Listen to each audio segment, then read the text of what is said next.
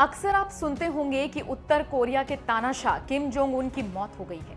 लेकिन जैसे ही किम की मौत की खबर मीडिया में सुर्खियां बटोर रही होती है, किम कुछ दिनों बाद लौट आता है। इस बार भी ऐसा ही हुआ।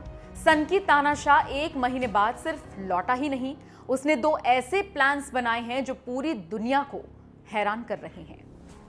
जो लोग सोच रहे थे कि किम जोंग का पत्ता कट गया, बीमारी के चलते उसकी मौत हो गई, जो लोग ये सोच रहे थे कि अब किम की बहन ही उत्तर कोरिया की कमान संभालेंगी, उनके चौंकने की बारी है। दुनिया के सबसे खतरनाक जीवित तानाशाहों में शुमार किम जोंग उन पहले से ठीक हो चुका है। कोरियन सेंट्रल न्यूज एजेंसी की रिपोर्ट के मुताबिक शुक्रवार को किम ने एक महत्वपूर्ण बैठक की, जिसमें वो अपने फेवरेट माओ सूट को पहनकर पहुंचे, जिसमें उसने कोरोना से बुरी तरह प्रभावित हो चुकी इकोनॉमी को बचाने का प्लान बनाया है।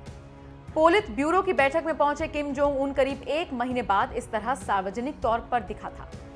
इस किम ने कोरियाई सैनिकों की फैमिली संग तस्वीरें भी खिंचवाई। हालांकि एक रिपोर्ट यह भी कहती है कि किम जोंग बुरी तरह से बीमार है। पिछले कुछ वक्त से जो भी व्यक्ति किसी भी मीटिंग में पहुंच रहा है, वो उसका हमशक्ल है।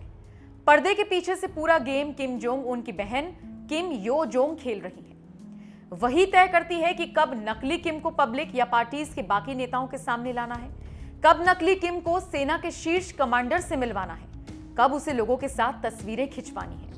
हालांकि सरकारी एजेंसीज की रिपोर्ट यह भी कहती है कि किम ने जिस मीटिंग की अध्यक्षता की है, उसमें उसने देश की चरमराती इकोनॉमी को फिर से पटरी पर लाने के प्रयासों पर चर्चा की। एक रिपोर्ट के मुताबिक इस वक्त नॉर्थ कोरिया भयंकर भुखमरी के दौर से गुजर रहा है।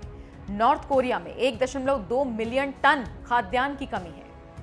हजारों लाखों लोग ऐसे हैं जिन्हें 2 वक्त की रोटी तक नसीब नहीं हो रही। एक रिपोर्ट के मुताबिक नॉर्थ कोरिया में साल 2020 में 40 टन अनाज का उत्पादन हुआ, जबकि उसे अपनी पॉपुलेशन के हिसाब से 50 लाख टन अनाज की जरूरत है।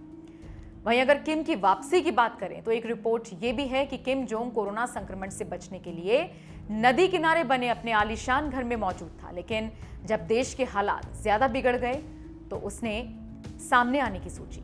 हालांकि भुखमरी के दौर से गुजरने के बाद भी किम का सनकी व्यवहार कम नहीं हो रहा है। हाल ही में कोरोना वायरस को रोकने के लिए किम ने देश के सभी कबूतरों और बिल्लियों को मारने का फरमान सुनाया है। किम का मानना है कि चीन से लगी सीमा से ये पक्षी और जानवर वायरस को और ज्यादा फैला सकते हैं।